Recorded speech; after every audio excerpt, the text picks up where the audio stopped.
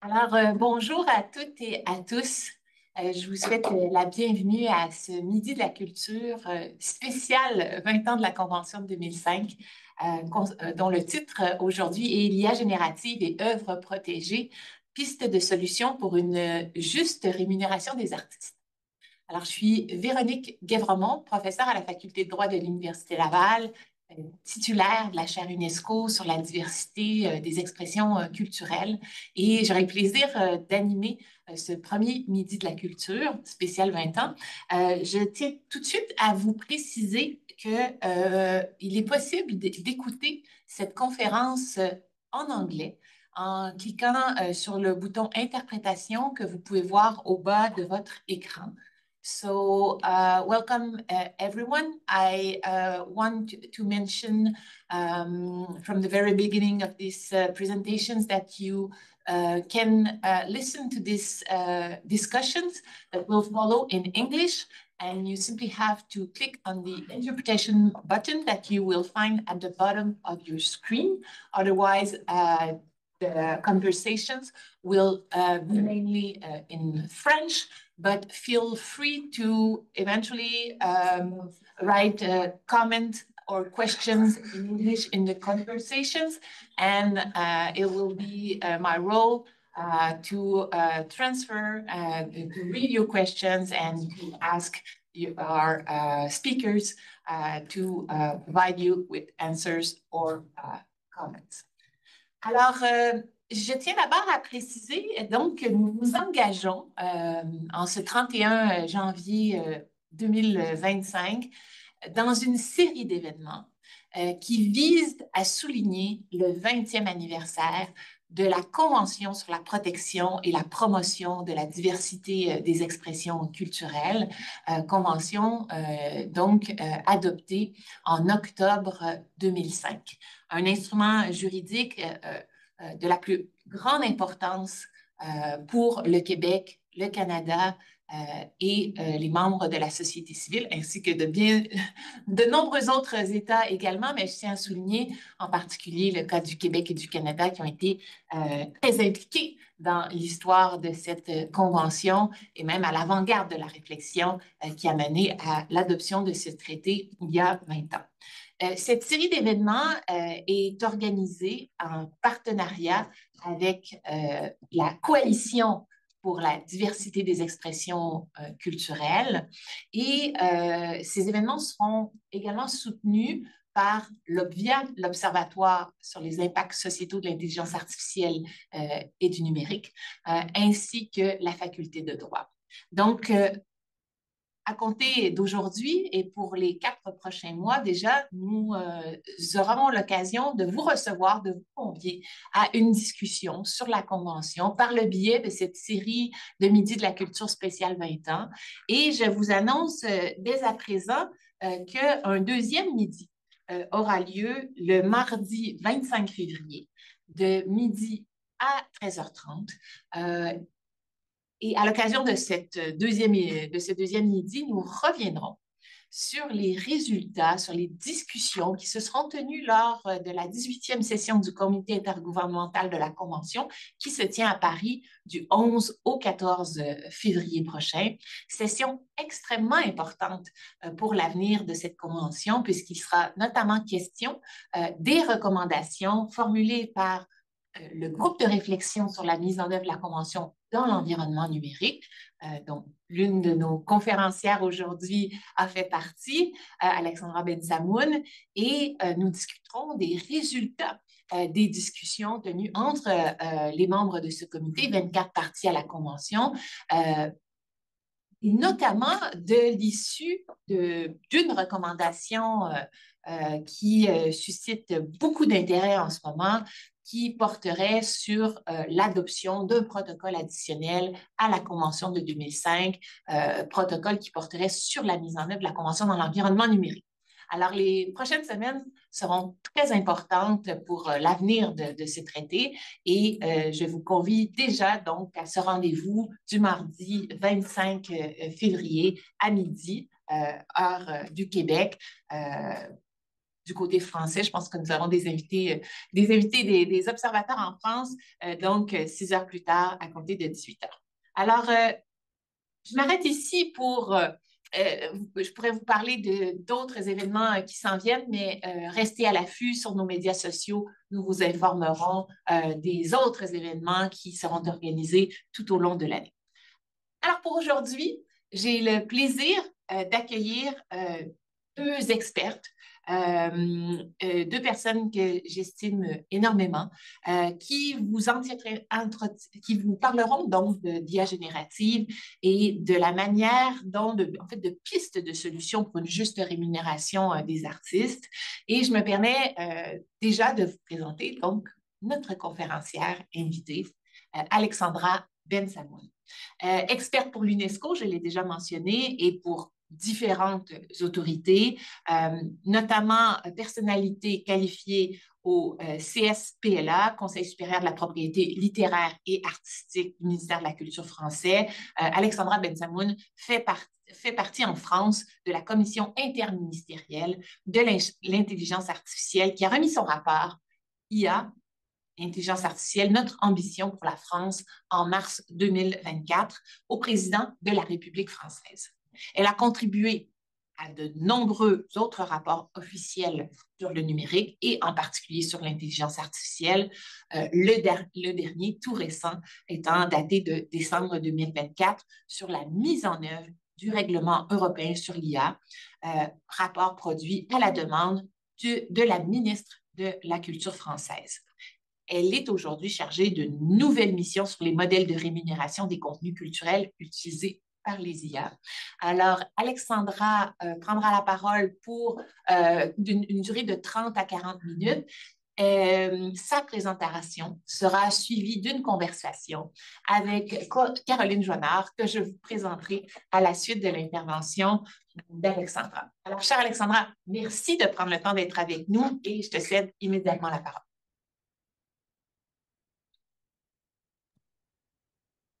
Bonjour à tous et merci chère Véronique pour ton invitation. Je suis ravie en attendant de venir te voir à Québec. Je suis ravie aujourd'hui de pouvoir contribuer à la réflexion dans le cadre de la coalition de l'Obvia etc. Il me semble tout ça, on a l'habitude de travailler ensemble et ça me fait encore plaisir de poursuivre. Aujourd'hui, je pense que ce qui serait intéressant pour vous, c'est que je vous explique un peu le contexte européen, c'est-à-dire le droit qui s'applique aujourd'hui en Europe, et puis aussi peut-être le contexte à la fois français et européen pour que vous compreniez comment ça évolue et comment ça pourrait évoluer. Euh, Nul n'ignore aujourd'hui que pour former un modèle d'intelligence artificielle, eh bien, il faut des données. Il faut des données et ces données, eh bien, sont parfois des données protégées par des droits et en particulier protégées par le droit d'auteur ou les droits connexes, on dit aussi les droits voisins du droit d'auteur. Alors, ces données protégées sont particulièrement utiles pour la formation d'un modèle d'intelligence artificielle qui permettra d'avoir une application d'IA générative, hein, comme ChatGPT, Llama, Sora, etc. Pourquoi ces données sont très très utiles?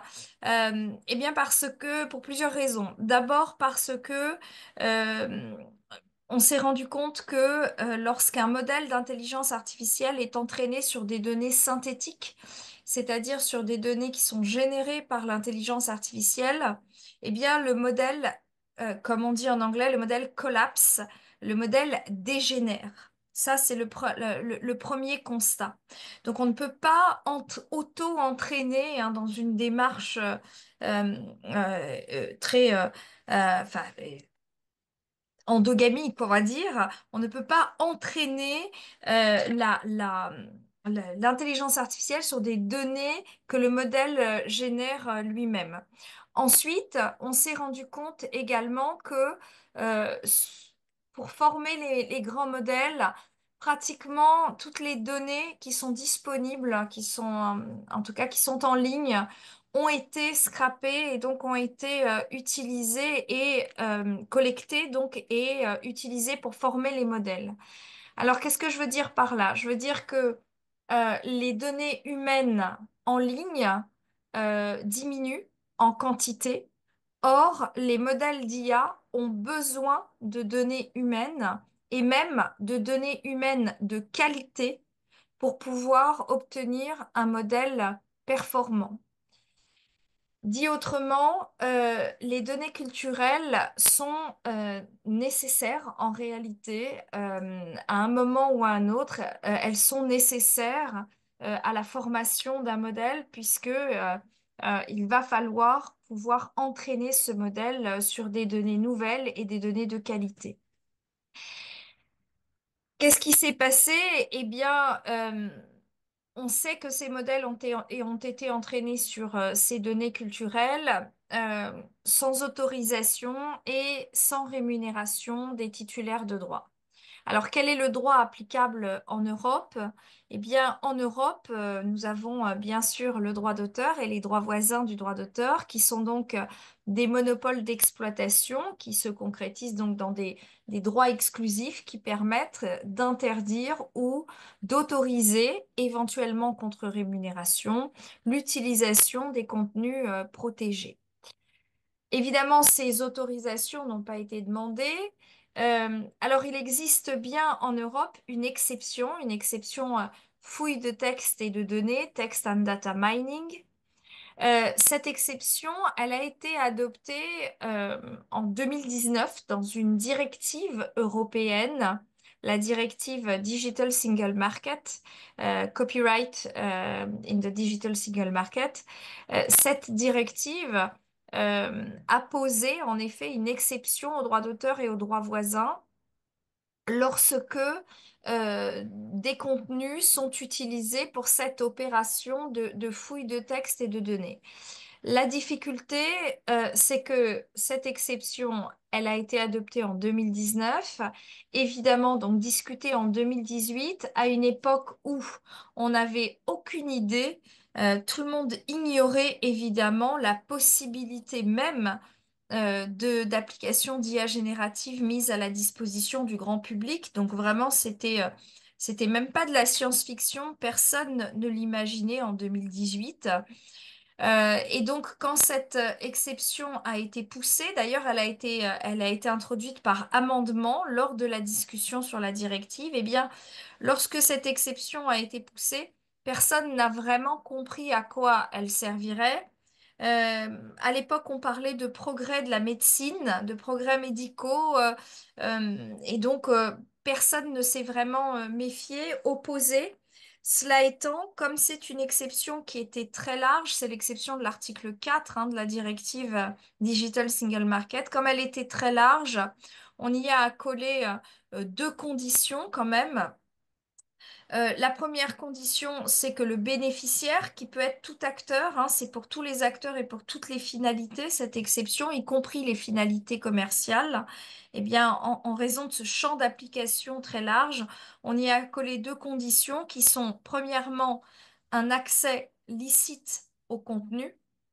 Deuxièmement, la possibilité pour le titulaire de droit d'exercer ce qu'on appelle son opt-out, c'est-à-dire de mettre en œuvre une clause de réservation de ses droits pour s'opposer à ce que son contenu soit fouillé par la machine. Donc ces deux conditions sont présentes dans le texte européen. Vous savez, en Europe, on doit transposer en droit national les directives. Donc on fait la transposition en France et à l'époque, le ministère de la Culture me demande de rédiger un rapport de transposition justement pour pouvoir écrire le texte dans le code de la propriété intellectuelle. Et donc, quand je fais ce rapport de transposition, eh bien, je vous avoue, on est en 2019, 2020. Les titulaires de droit ne sont pas vraiment intéressés par la transposition de cette exception. Et j'ai beaucoup de mal finalement à les entendre, à les auditionner parce que ils comprennent pas encore vraiment le champ d'application de cette exception. Et c'est vrai que tout son travail est un peu à l'aveugle. Moi, je travaille depuis longtemps avec des chercheurs en intelligence artificielle, des physiciens, des mathématiciens. Et il me montre que dans les laboratoires, en effet, il y a des modèles comme ça d'intelligence artificielle. On peut faire de l'IA générative, mais c'est vraiment réservé à la recherche et puis vraiment à la recherche fondamentale pour le coup. Donc, c'est vrai dans le secteur de la culture, on a un peu de mal à projeter l'existence de cette exception fouille de texte et de données en 2019-2020. Et puis, on transpose quand même, on y met quand même un certain nombre de garde-fous, hein. On précise bien la notion d'acteur, la notion d'accès licite. On essaye de préciser également les conditions de l'opt-out. En expliquant qu'il n'y a pas notamment à donner de raison à cet opt-out. Donc voilà, on essaye de cerner un petit peu cette question et puis on fait la transposition en France et cette exception, comme dans tous les États de l'Union européenne d'ailleurs, hein, cette exception, elle reste lettre morte pendant un certain nombre d'années. Et puis c'est en novembre 2022, lors de la sortie de ChatGPT, que tout le monde réalise en réalité que, en effet, il y a des contenus qui sont fouillés, hein, qui sont récupérés, qui vont être fouillés, c'est-à-dire déconstruits, euh, pour pouvoir en tirer des tendances, des corrélations, et qui vont servir ensuite à l'entraînement euh, des modèles d'intelligence artificielle. Alors aujourd'hui, on en est là, c'est-à-dire qu'on a ce droit applicable, une exception text and data mining, euh, qu'on a du mal à faire appliquer. Euh, alors pourquoi on a du mal à la faire appliquer? Bien, d'abord parce que euh, les conditions semblent manquer. Euh, je vous rappelle les conditions. Première condition, l'accès licite au contenu. On sait très bien aujourd'hui que beaucoup de modèles d'intelligence artificielle ont été entraînés sur des bases de données qui sont disponibles, hein, mises à disposition pour l'entraînement des IA de manière un peu partagée, on va dire.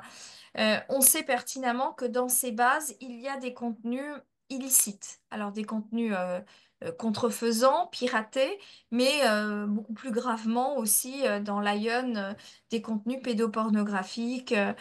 Donc on sait très bien que dans ces bases d'entraînement, il n'y a pas que des contenus licites. Donc le sujet de l'accès licite pose question.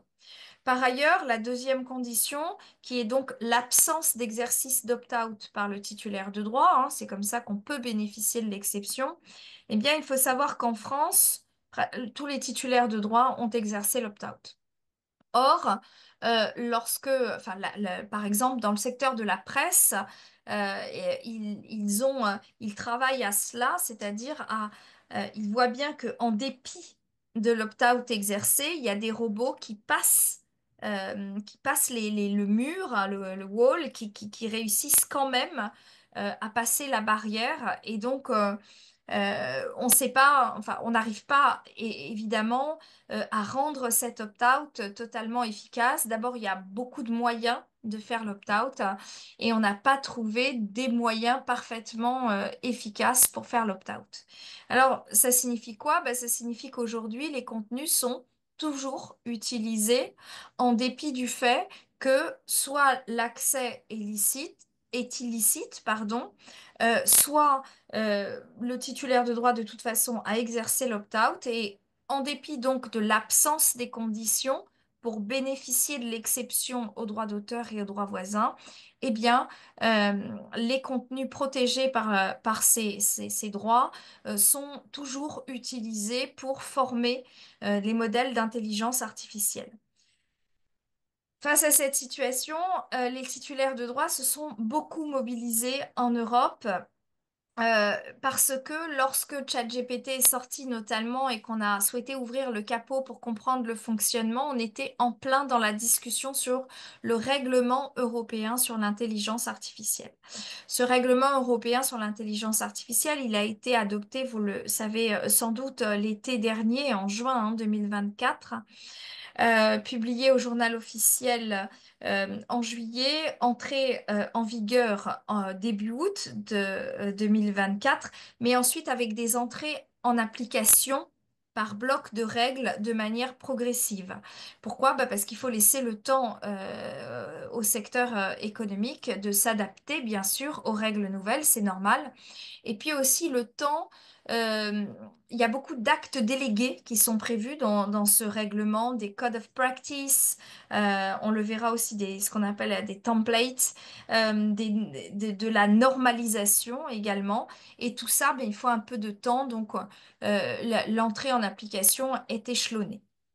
Alors, qu'on réussit à obtenir les titulaires de droit dans ce règlement, au prix d'une lutte quand même acharnée, hein. Vraiment, il y a eu un très très fort lobbying qui s'est exercé sur le texte du règlement européen sur l'intelligence artificielle, au point d'ailleurs qu'on a failli à choper, hein, on a failli échouer sur le vote. Donc, ça a vraiment été très compliqué jusqu'au bout. Mais les titulaires de droit ont réussi à intégrer dans le règlement deux règles. Deux règles à l'article 53 du règlement européen. La première règle impose à tous les fournisseurs d'intelligence artificielle, donc qui créent des modèles hein, d'IA, d'intégrer, d'implémenter une politique interne de respect du droit d'auteur et des droits voisins. Donc ils vont un peu comme en matière de RGPD pour les données à caractère personnel, et vous avez aussi chez vous une loi sur les renseignements personnels qui ressemble. Il va y avoir des procédures de conformité. Il faudra être conforme et conforme, compliant, comme on dit, conforme notamment, mettre en place des mesures qui permettent le respect du droit d'auteur et des droits voisins du droit d'auteur. Donc ça, c'est la première règle qui a été imposée par le législateur européen dans le règlement européen. La deuxième règle qui a été imposée, c'est une obligation de transparence. Les fournisseurs de modèles d'intelligence artificielle vont devoir être transparents sur les sources qu'ils utilisent. Pourquoi?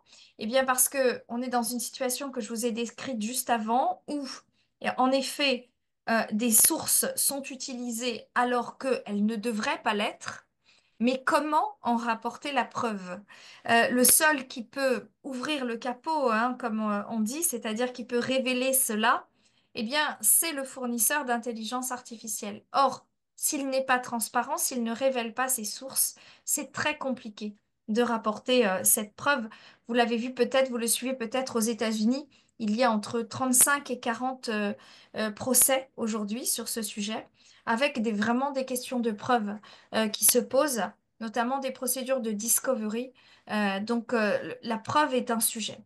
Pour passer outre cette difficulté de la preuve, le règlement européen a donc imposé aux fournisseurs d'IA une transparence sur les sources d'entraînement utilisées pour former, et donc pour entraîner, pour créer finalement ce modèle d'intelligence artificielle. Le souci, comme je vous l'ai dit, c'est que le lobbying qui a été exercé sur ce texte est immense et que du coup, on a atterri, mais alors on a atterri à un endroit qu'il faut quand même, voilà, je vais vous le dire, c'est assez complexe, c'est plutôt sibyllin comme résultat, puisque le règlement, à l'article 53.1d, exige que les fournisseurs d'IA élaborent et mettent à la disposition du public un résumé suffisamment détaillé des contenus utilisés pour l'entraînement. Un résumé suffisamment détaillé. Alors c'est un oxymore, hein, un résumé, il peut pas être détaillé ou suffisamment détaillé. Et suffisamment détaillé par rapport à quoi? C'est assez obscur. Et finalement, oui, ce côté obscur, la manière, la formulation de la règle, eh bien, est le résultat d'un fort lobbying des deux côtés qui finalement a atterri de manière assez maladroite. Du coup, cette obligation de transparence sera traduite, nous dit-on, dans un template, dans un modèle de transparence, un canevas qui doit être élaboré par une instance, par une autorité qui a été créée par le règlement européen sur l'IA. Cette autorité s'appelle le Bureau de l'intelligence artificielle. C'est une émanation de la Commission européenne. Le Bureau de l'intelligence artificielle doit donc fournir un template. Une première version a commencé à circuler, une deuxième version sans doute en mars-avril. L'obligation entre en application en août 2025. Du coup, l'enjeu du template est important. Pourquoi? Bah parce que en fonction du degré de précision qui sera exigé, eh bien, la transparence sera utile ou sera inutile. C'est aussi simple que ça. Euh, et donc, ce que m'a demandé la ministre de la Culture dans une mission qu'on appelle une mission flash, c'est-à-dire de manière très express, pour avoir un rapport dès le mois de décembre, rapport qu'elle a porté au niveau européen, eh bien, c'est d'anticiper et de proposer que la France puisse proposer en fait en quelque sorte un modèle de template, en tout cas que la ministre de la Culture puisse soutenir un modèle de template au niveau européen. Alors, comment j'ai procédé? J'ai auditionné l'ensemble du secteur de la culture et aussi de la tech, à l'échelle bien sûr nationale, européenne, mais aussi internationale, donc aussi des acteurs internationaux de la tech ou des associations internationales ou européennes représentant des titulaires, des branches, la presse. Vraiment, j'ai auditionné assez largement, très largement même, pour pouvoir avoir une idée un petit peu. Évidemment, j'ai travaillé aussi avec des scientifiques et en particulier, j'ai eu le soutien dans cette mission pour pouvoir relire mon travail, pour s'assurer que je ne disais pas, je n'avais pas fait d'erreur technologique, technique. J'ai un collègue chercheur en intelligence artificielle, le professeur Frédéric Pascal, qui m'a gentiment fait une relecture, la relecture des sciences dures. Et donc, c'était très utile. Et une fois que j'avais en fait auditionné tout le monde, eh bien, j'ai travaillé un peu, j'ai travaillé sur le texte intégralement pour pouvoir essayer de trouver des indices d'interprétation dans le texte. Et il y a un certain nombre d'endroits où on va trouver des indices, et notamment, vous savez, dans les considérants. Alors c'est vrai que les considérants n'ont normalement pas de force normative, mais ils servent très souvent à l'interprétation des dispositions, notamment la Cour de justice de l'Union européenne cite souvent des considérants pour éclairer les dispositions légales.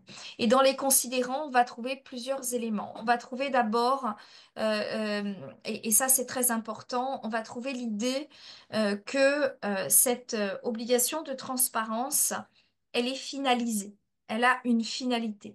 Et cette finalité, c'est quoi? C'est d'aider les parties qui ont un intérêt légitime à exercer leurs droits ou à faire respecter leurs droits.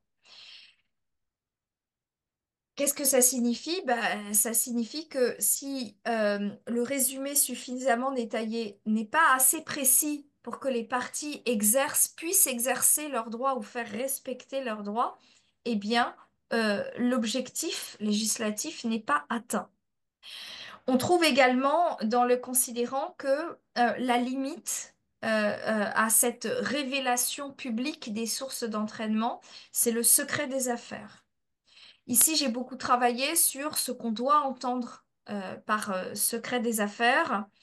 Et disons que au vu de cette approche finaliste, au vu également de cette limite qui était posée, je vous passe les détails et vous avez accès en ligne au rapport qui est un rapport public et officiel, donc vous pouvez y accéder très facilement sur le site du ministère de la Culture français.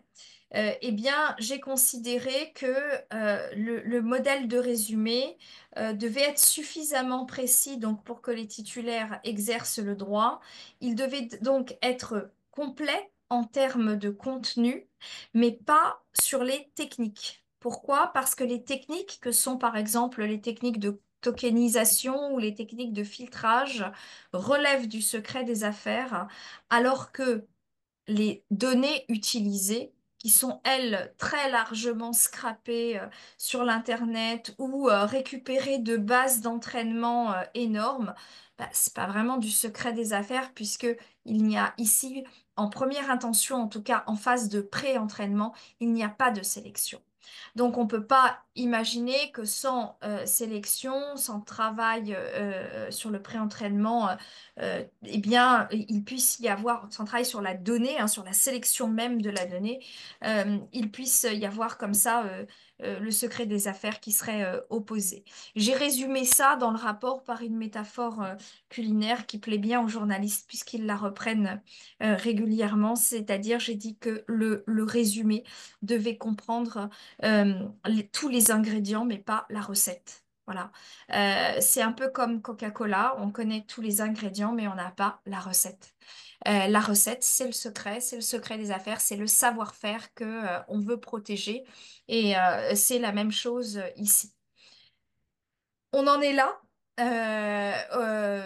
Au niveau européen, on est dans l'attente donc de la production du template par le Bureau de l'intelligence artificielle. On est encore en phase, bien sûr, de discussion. Les titulaires de droit interviennent, le secteur de la tech intervient également.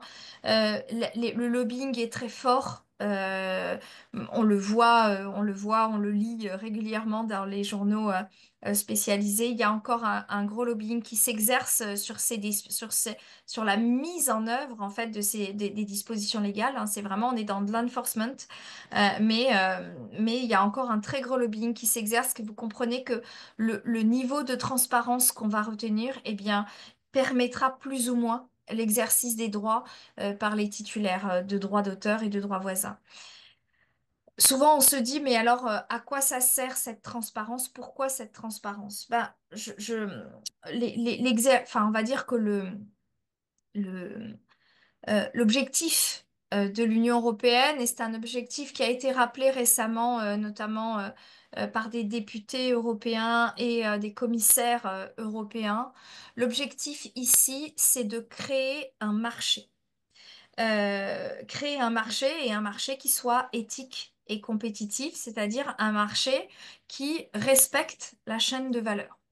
Et en même temps, il existe, enfin, on a peu d'exemples de marchés qui se seraient développés de manière pérenne sans respecter la chaîne de valeur. Donc voilà, l'idée, c'est que tous les intrants soient rémunérés, hein, y compris les intrants donnés. Lorsque ces données sont appropriées par un droit de propriété intellectuelle, eh bien, ces données doivent être rémunérées au même titre qu'on rémunère l'électricité, les data centers, les puces, donc tous les intrants dont on a besoin pour créer un modèle d'intelligence artificielle. Il faut les rémunérer. Donc l'objectif de l'Union européenne, c'est bien cet objectif de créer un marché et donc de permettre le respect de la chaîne de valeur, de permettre que les titulaires de droit eh bien, soient rémunérés lorsque leurs contenus sont utilisés. C'est l'objet donc de la deuxième mission qui m'a été confiée par la ministre de la Culture. Alors, je travaille pas seule sur cette mission parce que c'est une mission qui est économico-juridique. Donc, j'ai une collègue économiste qui est la professeure Farchi, qui elle aussi travaille sur les aspects du coup économiques et moi je travaille sur le modèle juridique qu'on va pouvoir mettre en place. Évidemment, vous imaginez, il y a beaucoup de modèles. Euh, il pourrait y avoir, certains soutiennent, évidemment, vous comprendrez que certains soutiennent une licence légale, d'autres une gestion collective obligatoire, d'autres au contraire tiennent au contrat et à la licence individuelle ou à la licence euh, négociée par des organismes de gestion collective, hein. Il pourrait y avoir tout à fait de la gestion collective obligatoire ou volontaire, bien sûr. Ce sont ces pistes que j'explore, voilà, et qui devraient normalement être tranchées d'ici l'été, puisqu'on devrait, avec ma collègue, remettre notre rapport à l'été 2025 Pour le moment, nous avons produit deux notes d'étape, une note d'étape économique, une note d'étape juridique. Dans cette note d'étape que vous trouvez aussi en ligne, tout pareil sur le site du ministère. Je crois que Clémence Varin vous a mis le lien pour le premier rapport. Eh bien, sur la mission modèle d'affaires, modèle de rémunération, eh bien, il y a également la possibilité d'aller lire la note d'étape juridique notamment. Et vous verrez que donc je fais état, en fait, sur un marché des différentes solutions juridiques qui sont possibles, des solutions qui pourraient se faire soit à droit constant, soit qui nécessiteraient une intervention législative. Et puis, je fais état également d'une autre proposition qui est une proposition complémentaire, uniquement une proposition de mise en œuvre. Une fois qu'on aura tranché le modèle de rémunération, il faudra qu'on s'intéresse à une mise en œuvre facilitée de ce modèle de rémunération. Et pour ça, comme vous l'a dit la professeure Guèvremont, j'ai fait partie de la commission interministérielle de l'intelligence artificielle en France on était 15 experts internationaux, mais français d'origine, à participer. Et on a dans ce rapport proposé la création d'une infrastructure technique qui pourrait servir de tiers de confiance et qui agirait donc sur mandat des titulaires de droit pour pouvoir fournir de manière massive des données à des fournisseurs d'IA. Donc les fournisseurs d'IA en fait paieraient cette entité reverserait les droits au titulaire en agissant en fait conformément à l'autorisation qui serait donnée bien sûr par les titulaires de droit. Il s'agit absolument pas de forcer l'autorisation. Il s'agit juste de mettre en place une modalité d'exécution du modèle de rémunération qui pourrait être simple parce que si certains titulaires sont en capacité de donner de manière assez organisée des bases d'entraînement et donc des données massives, d'autres titulaires ne le peuvent pas. Et donc pour ça, eh bien, peut-être qu'un acteur de la donnée pourrait s'en charger, qui serait donc un simple intermédiaire technique ici. Voilà ce que je peux vous dire, voilà où on en est à peu près aujourd'hui dans le paysage à la fois européen, donc dans l'attente que ça avance, et dans également dans l'espace normatif français. Et peut-être, eh bien maintenant, je vais avoir la joie d'échanger avec Caroline. Merci, merci Alexandra. J'ai pas arrêté de prendre plein de notes. Mais je pense que Geneviève voulait d'abord peut-être faire un petit mot d'introduction, puis après ça, je pourrais sauter dans le vif du sujet. Merci, Caroline, absolument. Ben, tout d'abord, merci, Alexandra.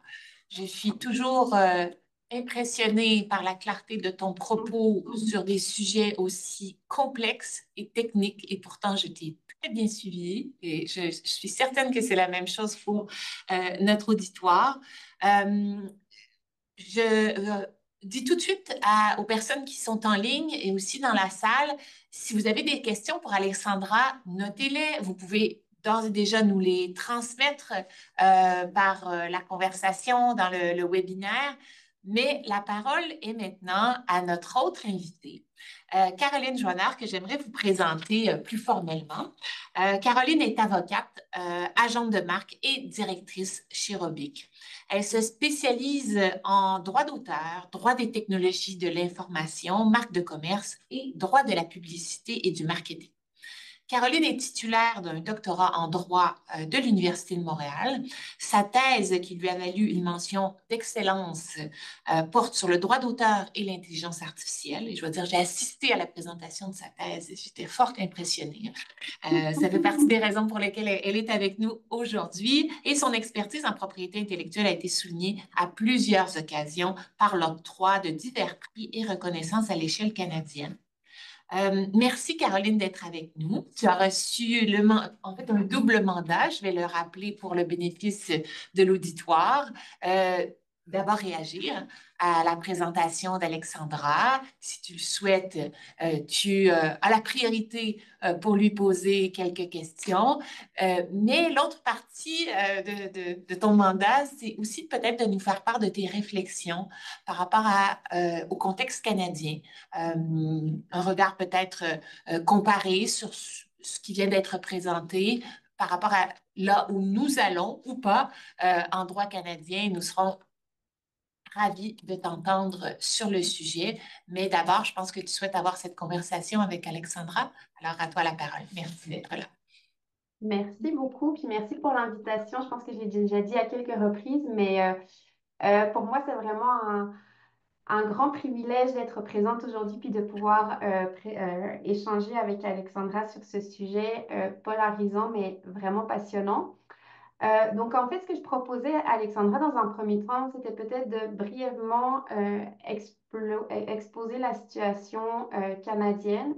Parce qu'en fait, on a une réflexion évidemment très similaire au Canada, mais elle n'est peut-être pas aussi poussée qu'en Europe. Donc, je te propose de commencer comme ça, et puis après ça, je pourrais te poser certaines questions, on pourra rebondir ainsi. Donc, en fait, pour ce qui est de la situation qui prévaut au Canada, le Canada a une loi fédérale qui s'applique de bout en bout, d'un océan à l'autre, comme on dit au Canada, en matière de droit d'auteur et de droit voisin. Et le principe général est assez simple, c'est semblable à ce qui prévaut en France, c'est que essentiellement, euh, le droit d'auteur est un droit exclusif, un monopole qu'on confère aux titulaires de droit et on ne peut pas utiliser son contenu sans obtenir sa permission. Évidemment, à moins de tomber dans une exception prévue par la loi ou évidemment à moins que l'œuvre ne soit plus protégée par la loi.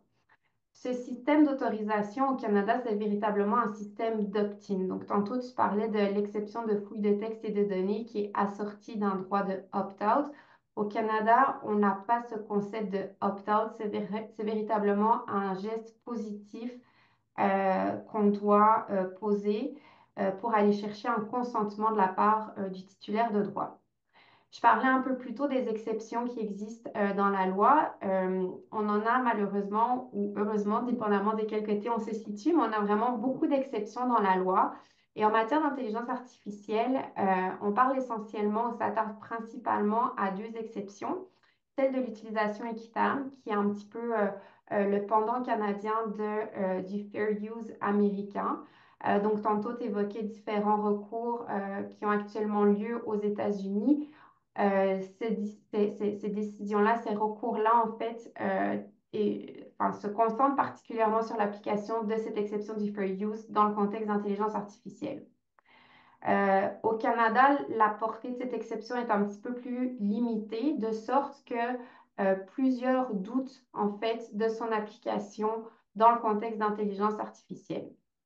On a également une seconde exception qui est évoquée dans le cadre de l'intelligence artificielle, qui est une exception un peu plus technique et qui permet la reproduction de contenu temporairement pour des fins de processus technologiques.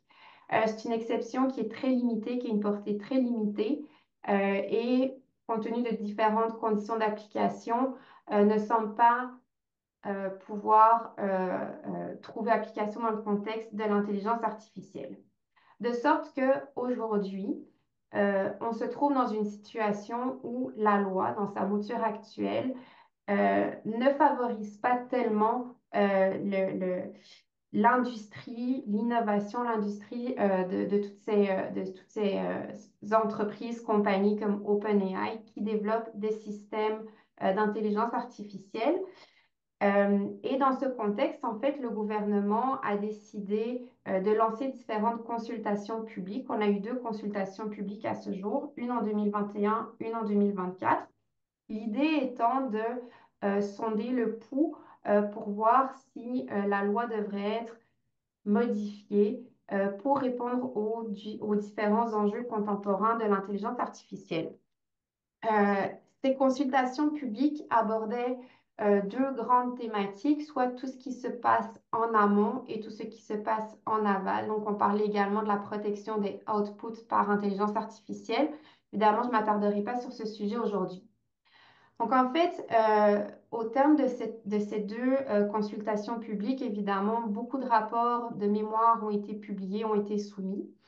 Et ce qui est intéressant, c'est qu'on voit qu'il y a quand même eu une évolution, en fait, dans la réflexion, surtout dans la réflexion dans la position de l'industrie culturelle. Du côté de l'industrie, du côté innovation, ce qu'on constate, c'est que, comme tu le disais, l'industrie a vraiment besoin de données. Sans données, il n'y a pas vraiment place à l'innovation, au développement de systèmes d'intelligence artificielle. La donnée permet vraiment de développer des systèmes performants, à jour, concurrentiels. Le Canada a une place quand même assez envieuse sur la scène internationale en matière de développement d'intelligence artificielle. Le gouvernement fédéral a injecté des sommes faramineuses pour encourager l'innovation au cours des dernières années. Et donc, ce faisant, l'industrie demande véritablement d'ouvrir la loi et d'introduire des nouvelles exceptions. Et notamment, on parle de la fameuse exception de fouille de texte et de données.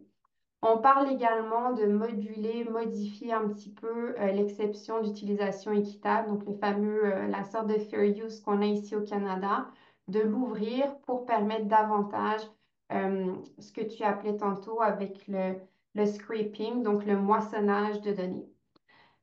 Évidemment, en réponse à ça, et sans grande surprise, du côté des ayants droit, du côté de l'industrie culturelle, la position est évidemment tout autre. Dans le premier rapport, dans la première consultation en 2021, la position était vraiment très ferme, hors de question d'avoir des exceptions, hors de question de permettre l'utilisation de contenus culturels sans permission, sans rémunération. Évidemment, entre 2021 et 2024, la situation n'a cessé d'évoluer à une vitesse V'. Les systèmes d'AI se sont démocratisés. Je pense que si on faisait un sondage, je pense que tout le monde dans la salle ou quasi tout le monde a déjà utilisé un ChatGPT ou un autre système de la sorte. Et ce qu'on réalise en fait, c'est que il faut peut-être adopter une approche un petit peu plus souple, plus flexible, tout en préservant les droits des titulaires, des ayants droit, des artistes.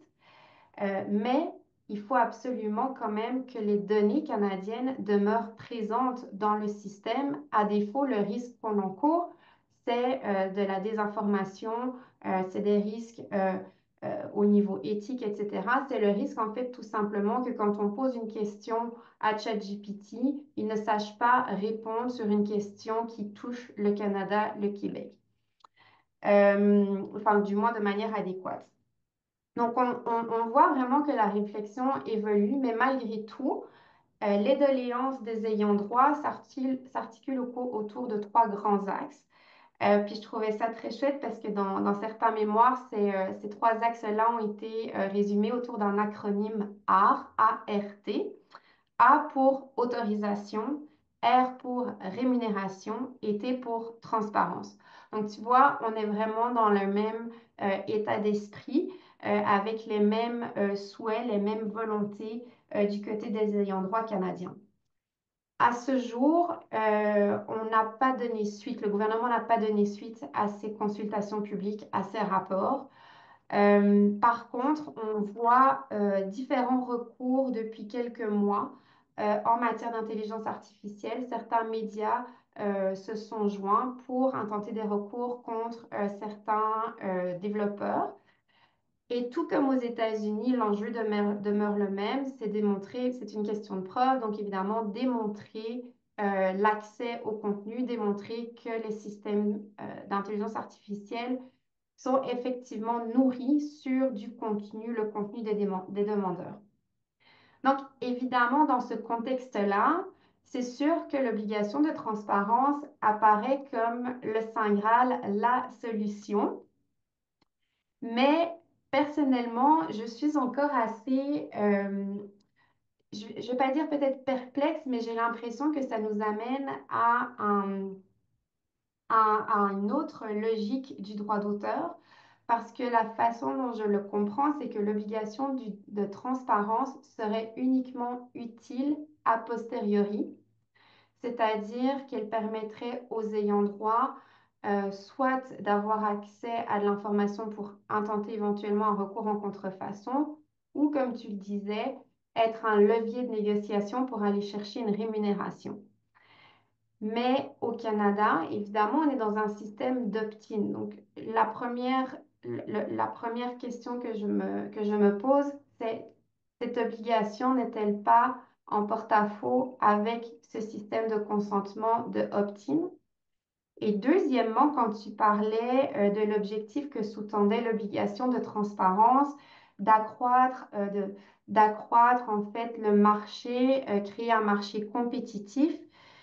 Justement, je me demande si on n'est pas en train de s'éloigner de l'objectif initial du droit d'auteur canadien, droit d'auteur européen, qui à l'origine avait vraiment une vision un petit peu plus personnaliste qui visait vraiment à protéger l'auteur, à lui donner le contrôle sur son œuvre, versus les systèmes un petit peu plus anglo-saxons qui, eux, misent davantage sur une logique économique.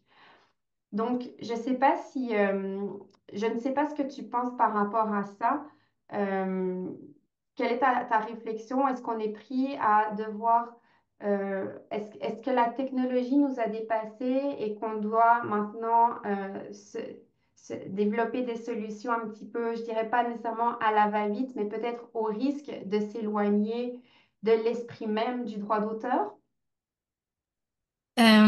Merci Caroline pour ton analyse. Je suis très intéressée par la position canadienne que tu décris et je pense qu'il faudra qu'on ait un nouvel échange, mais sans déranger l'assistance. Mais j'ai moi aussi plein de questions à te poser. Je les garde précieusement, j'ai pris des notes. Euh, alors sur ta première question, est-ce qu'on a abandonné l'opt-in? En fait, c'est pas vraiment ça, parce que abandonner l'opt-in, ça voudrait dire peut-être que l'opt-out fait qu'on a abandonné l'opt-in. C'est pas l'obligation de transparence qui fait qu'on a abandonné l'opt-in. C'est plutôt en amont encore. C'est le fait que les titulaires de droit désormais aient une démarche à faire pour pouvoir bénéficier du droit. C'est-à-dire qu'ils doivent s'opposer pour pouvoir bénéficier du droit. D'ailleurs, on s'est déjà posé la question de savoir si ce type d'obligation, et on l'avait fait au moment des œuvres, des œuvres, des livres indisponibles, des œuvres orphelines, Mhm. s'était posé la question de savoir le fait de devoir faire une démarche, est-ce que ça n'est pas contraire à la Convention de Berne et à l'interdiction des formalités pour l'accès à la protection? Et là, l'analyse est pas si évidente parce qu'en réalité, ce ne sont pas des formalités pour accéder à la protection. L'œuvre est bien protégée. Et on n'a pas rajouté une condition d'accès à la protection. On agit plutôt sur le régime de la protection. Et donc, on est un peu plus en aval par rapport à cette analyse. Alors, ça peut être contesté, et peut-être, mais en tout cas, c'est l'état du droit aujourd'hui. Voilà, est-ce que l'opt-out nous éloigne de notre philosophie et est-ce que ça nous oblige pas à changer un peu de paradigme même? Mhm. Je le crois franchement, mais juridiquement c'est pas si évident que ça et donc je- voilà, je suis pas sûre qu'on puisse la contester en tout cas sur ce champ-là, l'exception. En revanche, on pourrait la contester sur d'autres champs, notamment sur d'autres fondements. Cette exception, d'abord, elle a été adoptée à un moment où l'IA générative, on ignorait tout. Donc, alors bon, voilà, est-ce que vraiment certains titulaires de droit contestent son applicabilité à cette hypothèse en disant mais Mhm. personne n'avait imaginé seulement, donc on va pas, voilà. Donc il y a ça, il y a aussi, nous, on a un autre instrument qui est un filtre supplémentaire lorsque une situation remplit les conditions des exceptions. On a un test supplémentaire qui s'appelle le test en 3 étapes. Donc, on va vérifier que l'exception ne porte pas une atteinte disproportionnée à un préjudice injustifié aux intérêts de l'auteur, etc. Et ça peut se faire à l'application par le juge. Donc, ici, l'expropriation est telle qu'on peut peut-être se demander si cette exception passe ou pas le test des 3 étapes. Mais ça, il n'y a qu'un juge, en fait, qui pourrait nous le dire. Euh, Après, c'est très vrai ce que tu dis, c'est que on est en train de discuter là de choses de tête d'épingle et on oublie en fait, on oublie la direction générale et l'esprit même, l'esprit du droit d'auteur, cet esprit humaniste, cet esprit très personnaliste, centré sur C'est la ça. personne de l'auteur. Alors, nous, on l'oublie beaucoup. Pourquoi? Bah, parce qu'on est sous la tutelle, entre guillemets, de l'Europe. Oui, Le droit d'auteur est une matière qui est harmonisée désormais, pas sur le droit moral. Donc, on conserve notre spécificité droit moral. Mais de plus en plus, bah, les droits le monopole, désormais les règles de rémunération, les exceptions, tout ça, ce sont des champs la durée des droits, ce sont des champs ouais, qui sont harmonisés à l'échelle européenne. Voilà, donc ça, c'est vrai que je trouve ta remarque vraiment très intéressante et aussi très pertinente, et à la fois, qu'est-ce qu'on peut faire d'autre? On se rend compte que absolument. voilà, dans tous les pays, je vois que vous réfléchissez à ce type d'exception. Je vois aussi qu'au Royaume-Uni, ils Oui, réfléchissent aux mêmes oui. exceptions que notre exception. Et voilà le droit qui court après la technique.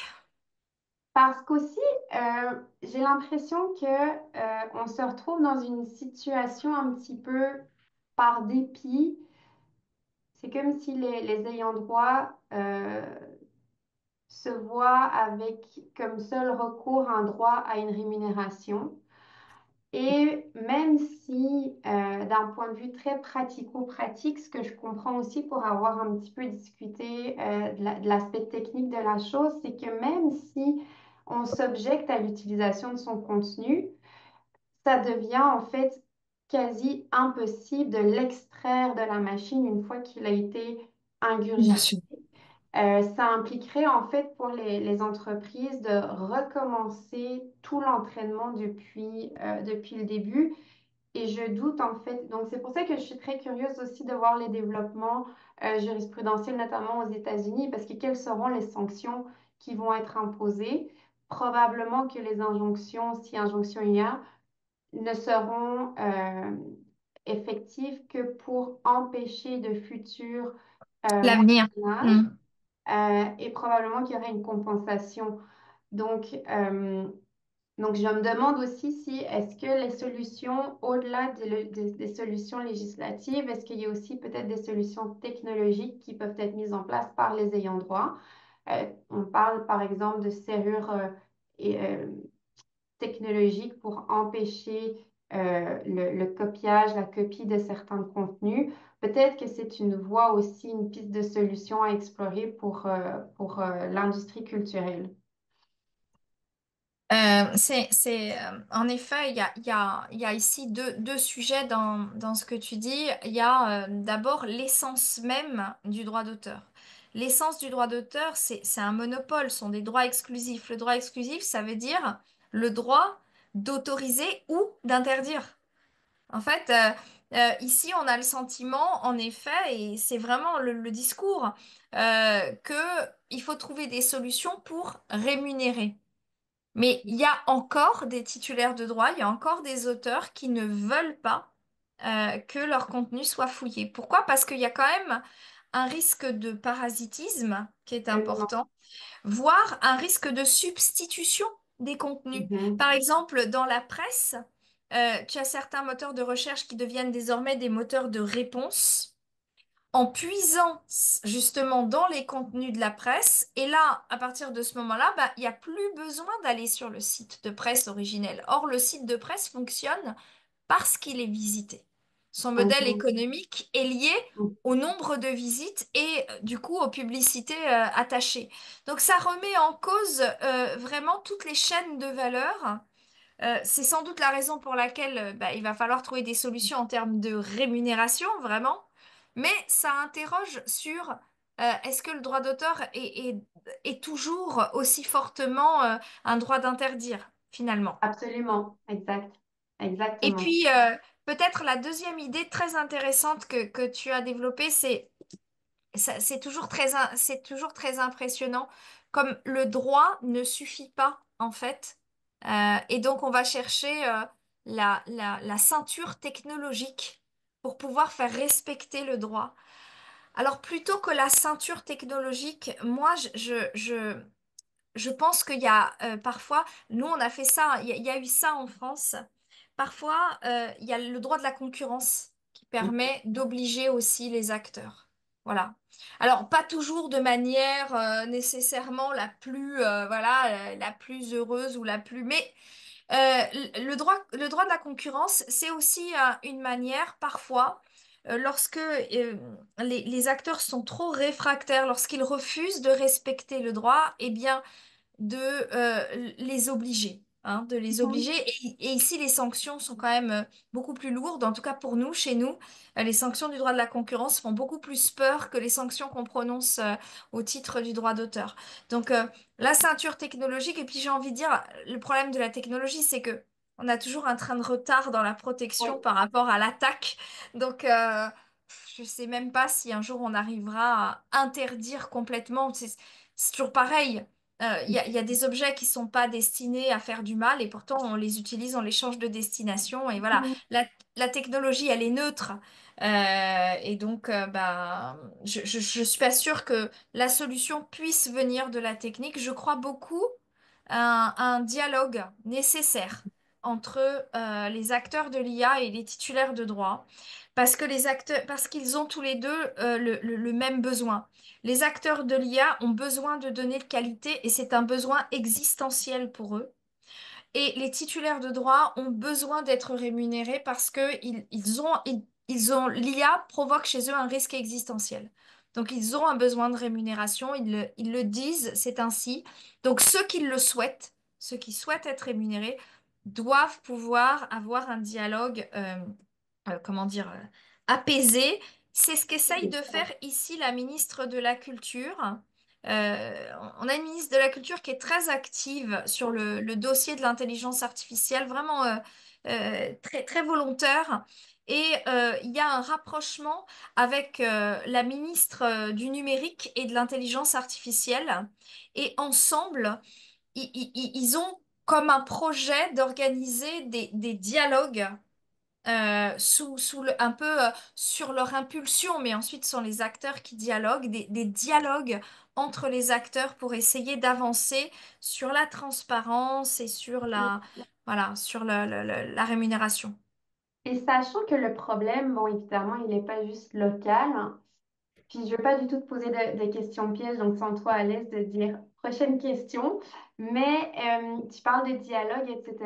Est-ce que tu penses que c'est encore réaliste de penser à un dialogue, sachant ce qui se passe aux États-Unis, puis la volonté, enfin, ce qui a été dit au sujet d'une possible déréglementation, de l'intelligence artificielle, sachant surtout que les plus gros joueurs de l'industrie se trouvent aux États-Unis. Enfin, je pense qu'une des entreprises qui est le plus souvent poursuivie en matière de droit d'auteur, ça doit être OpenAI.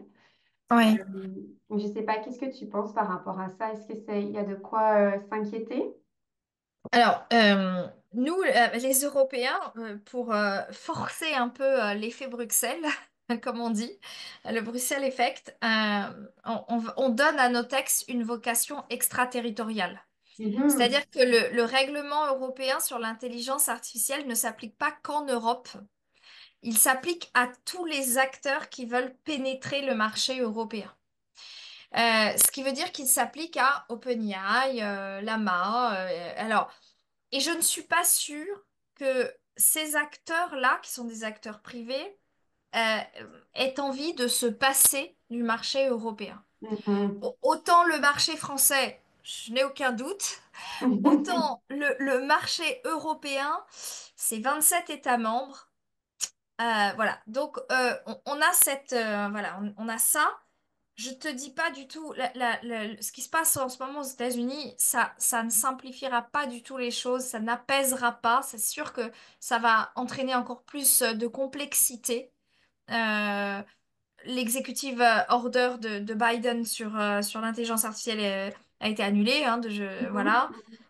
Donc c'est évident que ça va pas être simple. Mais n'empêche que les acteurs privés restent soumis au règlement européen s'ils souhaitent pénétrer le marché européen. Voilà. Mhm. Donc c'est comme ça qu'on espère des discussions. C'est-à-dire que les discussions, on n'espère pas qu'elles se passent entre, par exemple, Mistral AI et les titulaires français. Non, pas du tout. Non, on espère que ça se passe aussi avec OpenAI, Meta, etc. Donc vraiment, que ce soit des discussions très ouvertes parce que l'intelligence artificielle n'a pas de frontières là. Donc il faut qu'on Mhm. Exact, exact. on va chercher un peu l'intelligence collective ici et pas artificielle. L'intelligence collective des acteurs. Voilà. Mesdames, merci beaucoup pour ce premier échange. Nous aurons peut-être encore quelques minutes un peu plus tard si vous avez encore entre vous des questions et des réactions à faire en présence du public. J'aimerais vous partager des questions qui nous viennent de l'auditoire en ligne. J'en ai 6 pour le moment, alors je vous propose d'en lire 3, de vous laisser répondre et je reviendrai ensuite avec les 3 autres. Nous avons encore un gros 20 minutes devant nous. Alors, pour les personnes qui souhaitent ajouter des éléments à la discussion, n'hésitez pas à vous manifester. Alors, première question de Marianne Richard. Vous avez dit que l'obligation de transparence entre en vigueur en août 2025, mais avez-vous mentionné la date de parution du template par le Bureau de l'intelligence artificielle? Première question. Deuxième question qui nous vient de Simon Klaus de la Disque, association qui représente l'industrie de la musique ici au Québec. Est-ce que la solution de l'intermédiaire technique a été présentée à des sociétés de gestion et le cas échéant, comment cette solution a été reçue? Deuxième question. Troisième question, elle est en anglais cette fois, de Aaron Chaturvedi. Je m'excuse si je prononce mal le nom. Et je vais lire son commentaire. Donc, on behalf of the Songwriters Associations of Canada, thank you for today's discussion. Music creators have faced significant harm due to the unauthorized use of their works by generative AI without consent, credit, or compensation. That is why SAC, the Songwriters Association of Canada, supports the Daniel Gervais authored white paper proposals, which outlines a new right of remuneration for creators. We believe this sui generis right could be a crucial solution, not just for music creators, but for those in other creative fields as well, such as literary and visual arts. Do you think such a new right of remunerations could be a viable solution for the current market failure faced by creators? Je m'arrête ici. Il y a le lien vers le papier de Daniel Gervais dans la conversation et je vous laisse, mesdames, répondre à ces questions avant de revenir avec les autres questions. Merci. Ben, je peux peut-être rebondir sur l'une ou l'autre d'entre elles. J'ai pas eu l'occasion de lire ce dernier papier de Daniel Gervais. Mais ce droit à la rémunération, c'est quelque chose qui avait déjà été évoqué lors des consultations publiques au Canada. Puis l'idée, en fait, c'était peut-être de s'inspirer, évidemment pas reprendre tel quel, mais de s'inspirer ce qui existe déjà au Canada en matière de copie privée. Donc, c'est un droit, évidemment, c'était une réponse face à une nouvelle technologie de l'époque. Donc, quand on a réalisé que les chansons de musique, etc., étaient constamment recopiées, reproduites sur des supports comme des vidéocassettes, la loi a été ajustée pour introduire un droit à la rémunération, de sorte que euh, une redevance est systématiquement payée par les fabricants de ces supports. Donc, c'est pas du tout un opt-in, opt-out, quoi que ce soit. C'est pas un exercice au niveau du droit d'auteur en soi. C'est vraiment un droit à la rémunération. C'est une solution qui avait été évoquée, mais qui n'avait pas été proposée plus loin que ça, discutée plus loin que ça. Parce que je vous dirais qu'une des principales préoccupations de l'industrie, c'était vraiment de pouvoir exercer le contrôle sur son contenu. C'était vraiment pouvoir dire, je m'objecte tout simplement à ce que mon contenu soit utilisé. Et c'est seulement si j'autorise son utilisation que là, la rémunération viendra. Donc ça, c'est évidemment les discussions qui ont eu lieu encore l'année dernière. Je pense que c'est quelque chose qui va évoluer, de sorte que peut-être que ce droit à la rémunération va peut-être être un élément de réponse, peut-être un élément de la réponse canadienne.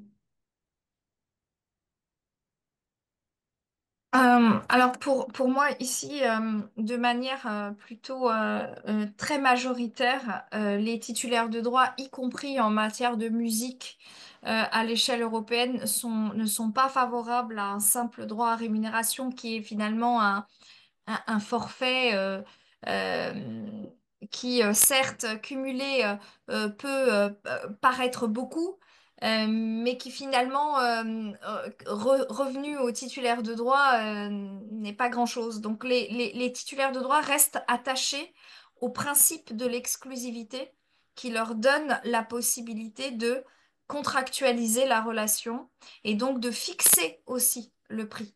Voilà, donc c'est encore quelque chose auquel ils tiennent, cette possibilité de négocier, de dire oui, de dire non.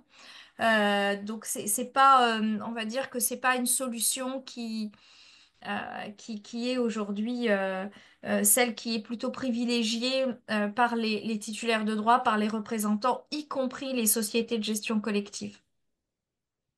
D'ailleurs, on a vu hier, il y a eu un très gros événement au Parlement européen ou la Commission européenne, je crois que c'était au Parlement pour du GESAC, qui est un représentant, un gros représentant de titulaires de droit. Et c'est pas la position qui aujourd'hui est portée. Ce serait plutôt autorisation, rémunération et transparence, Mhm. comme tu l'as dit. Euh, Mhm. voilà. Mais finalement, le droit à rémunération, c'est quoi? Bah, c'est renoncer au principe de l'exclusivité. Exact.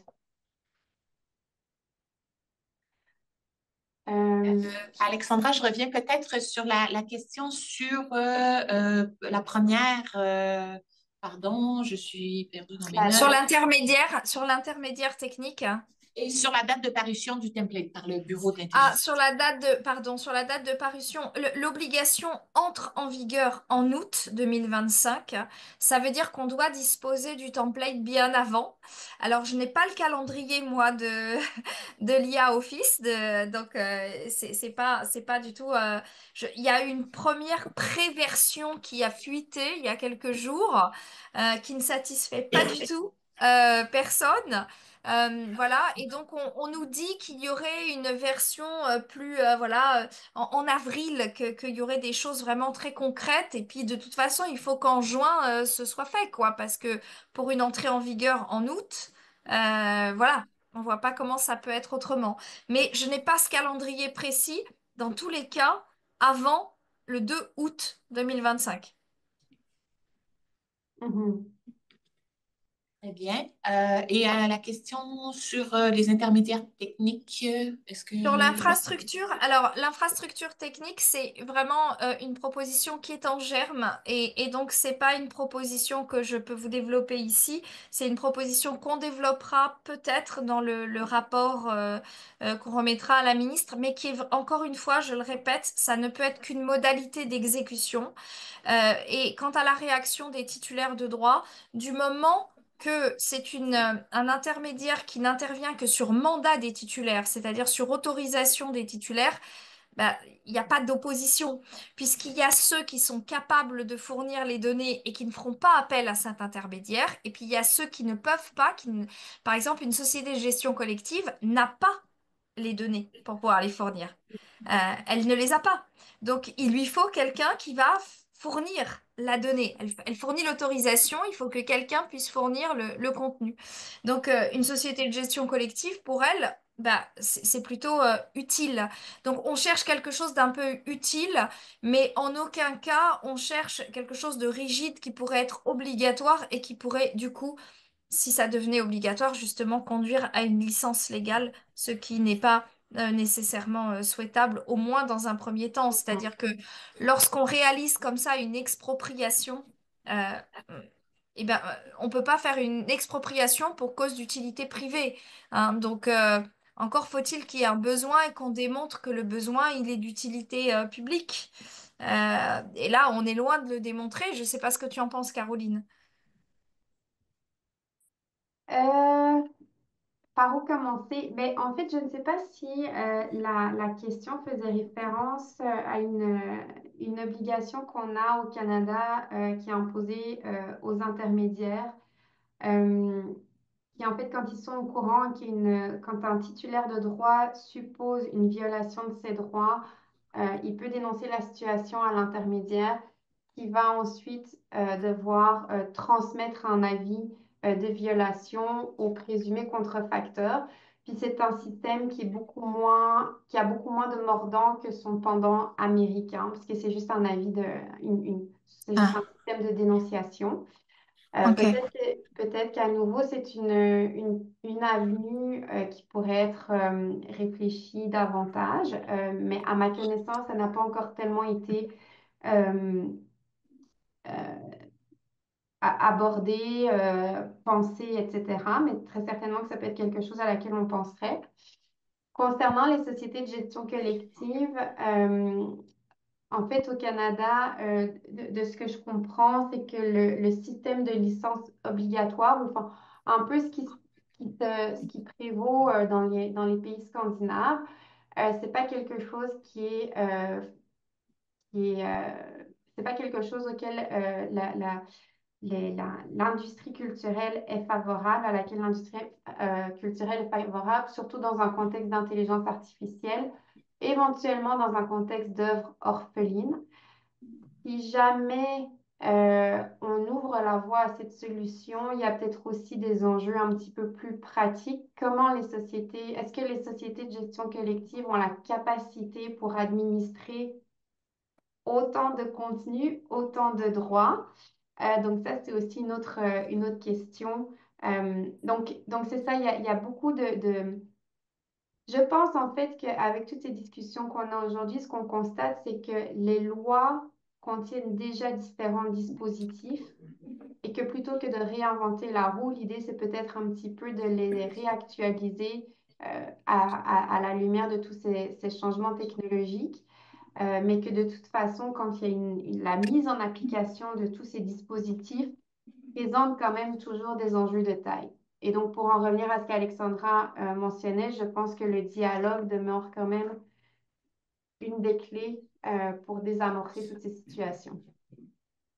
Merci à toutes les deux. J'ai encore des questions. Il nous reste un petit 10 minutes. Alors, j'enchaîne avec ben, peut-être un commentaire que je vous lis de Stéphanie Hainaut, qui nous dit que le secteur littéraire canadien est également très attaché à l'exclusivité des droits et ne veut pas y renoncer. J'y vais avec des questions. Une question de Niels est-ce que cette situation, là, la question est rentrée il y a un petit moment, je ne sais plus de quelle situation il était question, ne relative pas la protection des droits des bénéficiaires de la protection, ce qui reviendrait à affaiblir la portée de la Convention de Berne, point d'interrogation, donc question-commentaire. Une autre question de Julien de l'Estoile. Pensez-vous que la chute du gouvernement Trudeau et son projet de loi C-27 va éloigner les modèles canadiens et européens? Ensuite, d'un spectateur auditeur anonyme, do you think that collective governance of copyright and data could harm authors in any way? Should local legislations also think about related control and inspection rules? Donc, sixième question. Et je vous en lis une autre de Marilyn Carnier de la CEAD. Pour l'instant, tous les questionnements tournent autour de la gestion du régime de rémunération aux titulaires de droit pour ce qui existe déjà, ce qui est déjà créé. Mais quel régime pour des œuvres, productions culturelles qui sont ou seront générées par l'IA une fois le marché établi? On a Caroline, je pense, a effleuré cette question en disant on n'en parlera pas aujourd'hui, peut-être enfin à vous de voir. Les titulaires d'IA auraient aussi des droits d'auteur? C'est une question. Alors, vous avez 8 minutes pour faire le tour, si possible, de ces grandes questions. Alors, à vous maintenant la parole. Peut-être pour la dernière question, on va susciter un petit peu voilà, d'envie et de frustration parce que, en fait, il nous faudrait au moins encore une autre séance pour pouvoir répondre à ces questions. Peut-être pour parler juste des grandes orientations, une œuvre de l'esprit, c'est nécessairement la création d'un humain et il faut que l'humanité s'exprime dans la création, donc la personnalité d'un auteur. Et pour cette raison, bah, il y a eu pas mal d'exclusions de la protection. Mais il faut encore réfléchir, à mon sens, l'US Copyright Office l'a fait. Voilà. Je pense qu'en France aussi, on le fera. J'adhère pas nécessairement à tout ce qui a été adopté comme position pour le moment, mais en tout cas, faut un humain quelque part. On n'accordera évidemment pas de droit à la machine. Donc, il va falloir réfléchir comment on peut, dans l'output, trouver des traces de la personnalité de l'auteur alors qu'il aura révélé cette personnalité sans doute plus en input que sur l'output lui-même. Donc, voilà, ce sont des questions qui sont assez complexes et pardon, mais 8 minutes. Pas possible. Je laisse Caroline répondre à une deuxième question pour essayer d'être efficace. Oui. Tadadadada, quelle était la question? J'essaie de retracer l'autre Sur sujet. peut-être C-27, la mort de C-27, et est-ce que on... Ah, le C-27. il n'y aura pas éloignement des modèles Euh, européens et canadiens? je ne crois pas, je crois pas. Je pense que ça va pas nécessairement éloigner. Je pense que et de toute façon, ce qu'on constate, c'est que même si le gouvernement de toute façon tarde à offrir une réponse législative, ce qu'on constate, c'est que l'industrie, elle, n'attend plus de réponse législative et commence à se doter de ses propres codes, de ses propres euh, règles. Et donc, il y a comme toute une autorégulation qui est en train de voir le jour. Puis, ultimement, bon, le sujet d'aujourd'hui portait sur le rapport d'Alexandra sur la notion de transparence. Mais cette notion de transparence ne figure dans aucune loi jusqu'à présent, du moins en matière de propriété intellectuelle.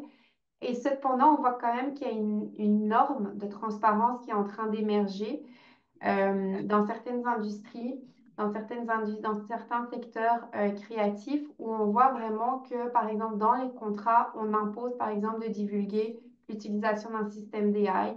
Si oui, quelles sont les données qui ont été utilisées, etc. Donc, tout ça pour dire que, quelle que soit la situation politique, je pense que c'est pas ça nécessairement qui va ralentir les solutions puis les solutions puis les réponses à ces enjeux d'intelligence artificielle. Peut-être si je peux ajouter moi un mot là-dessus. Dans le règlement européen, on a aussi une obligation de transparence en aval. Donc sur les deepfakes, il y a une obligation de transparence qui en fait se décline de deux façons. À la fois, c'est une obligation de marquage de certains contenus quand c'est possible, de marquage numérique, notamment quand c'est des images. Et puis c'est aussi une obligation d'information vis-à-vis du public. Et là, c'est pratiquement du droit de la consommation en fait. Le public doit savoir que le contenu n'est pas un contenu humain. Peut-être on met pas le même prix aussi dans un contenu qui est généré par machine et un contenu qui est humain. Je ne sais pas si chez vous, au Canada, c'est déjà le cas, mais en France, dans le métro, il commence à y avoir des publicités et c'est écrit en haut, en tout petit, Decathlon, Undies, c'est écrit généré par une intelligence artificielle. Voilà. Ça créera sans doute enfin, ça aura sans doute des conséquences négatives sur les emplois au sein des entreprises. Absolument. Merci, et Alexandra. Tu nous parles de transparence. Je ne peux pas m'empêcher de te demander si tu as envie de faire un commentaire sur ce qui s'en vient à Paris dans 2 semaines, la présentation. Je dis nos recommandations, mais nous étant 18 experts, mais y compris toi et moi, nous avons proposé notamment un protocole additionnel à la convention. J'en ai parlé en début de séance et ça me permet de faire le lien et de rappeler que nous aurons une discussion sur le sujet dans environ 4 semaines, le mardi 25 février. Tu as été très active pour demander à ce que la transparence ait sa place dans cet éventuel protocole. Pourrais-tu nous en dire un mot en conclusion? Alors, en fait, moi, ce qui m'étonne le plus, c'est qu'on ait besoin de soutenir la transparence. Parce que la transparence, c'est dans la vie réelle. euh, Personne n'imagine contester. Quand vous avez une entreprise, vous tenez une comptabilité, vous devez être transparent. Enfin, toute activité économique doit être transparente. Notre vie doit être transparente, c'est-à-dire qu'on déclare à l'administration fiscale en toute transparence, on déclare aux administrations sociales, on doit encore, notamment à la justice, on doit une transparence totale si jamais on nous demande. Alors bien sûr, on a le droit au silence, mais le juge a aussi le droit d'en tirer les conséquences. Donc, je veux dire, je m'étonne qu'il faille ainsi batailler pour dire à des acteurs économiques, en fait, vous devez être transparent sur votre activité parce que vous attentez à d'autres droits. Voilà, pour moi, la transparence est un principe qui est un principe matriciel. Et c'est ce que j'ai soutenu pour que ce soit dans le règlement européen. C'est à la base de notre démocratie. C'est ça qui nous permet de bien fonctionner les uns avec les autres.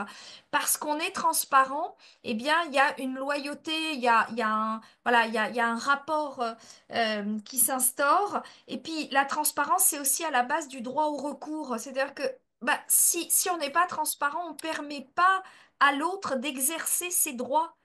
Euh, c'est terrible. Enfin, voilà, je veux dire que, et c'est pour ça que avec toi, Véronique, aussi pour la convention de 2005, et ben oui, ça fait partie des choses qu'on a beaucoup soutenues parce que sur toute la chaîne de valeur, c'est pas seulement sur l'intelligence artificielle. On a besoin aussi de transparence, par exemple, sur la modération des réseaux sociaux.